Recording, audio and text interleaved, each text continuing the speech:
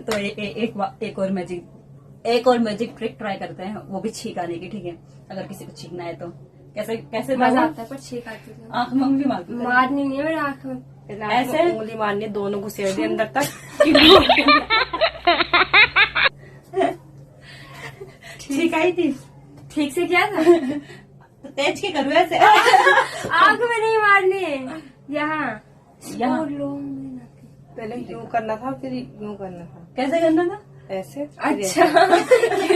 ऐसे करके फिर ऐसे पागल है कि आंख में मरवाएगी। ऐसे ऐसे आई। बड़ी तमीजदार छींक।